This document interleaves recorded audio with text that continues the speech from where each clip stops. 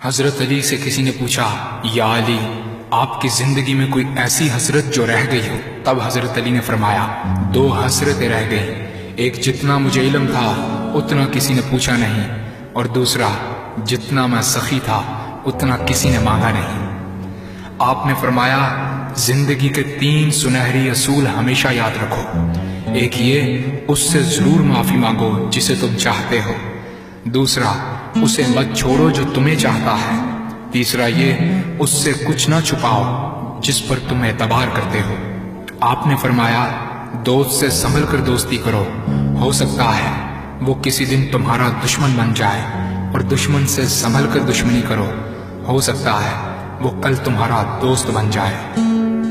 زبان کا وزن بہت ہی ہلکا ہوتا ہے، مگر بہت کم لوگ اس کو سنبھال پاتے ہیں۔ آپ نے فرمایا، جسم ایک دکان ہے اور زبان اس کا تالا۔ جب تالا کھلتا ہے تو معلوم ہوتا ہے کہ دکان سونے کی ہے یا لوہے کی۔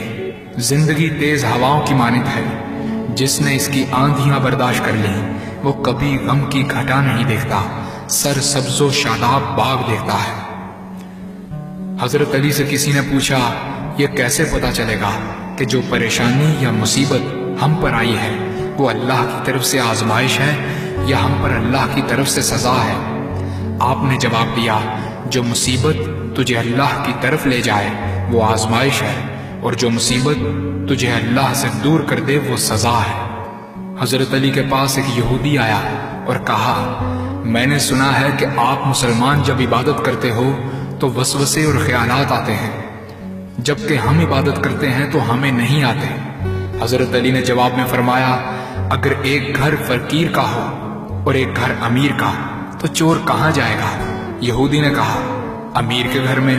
حضرت علی نے فرمایا، تبھی تو شیطان ان کو ستاتا ہے جن کے دل میں اللہ ہو۔ جن کے دل میں اللہ کی محبت نہیں ہوتی وہاں شیطان کا کیا کام؟ آپ نے فرمایا، جب تمہاری جان کو خطرہ ہو تو صدقہ دے کر جان بچاؤ، اور جب تمہارے دین کو خطرہ ہو تو جان دے کر دین بچاؤ۔ آپ نے فرمایا، یہ زندگی 2 دن کی ہے، ایک تمہارے حق میں اور دوسرا تمہارے مخالف۔ جس دن تمہارے حق میں ہو اس دن غرور مت کرنا، اور جس دن تمہارے مخالف ہو اس دن صبر کرنا۔ کسی کی مدد کرتے وقت اس کے چہرے کی طرف مت دیکھو، ہو سکتا ہے اس کی شرمندہ آنکھیں تمہارے دل میں غرور کا بیج بو دیں۔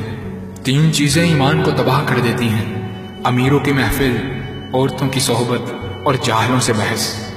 حضرت علی نے فرمایا، جانور میں خواہش اور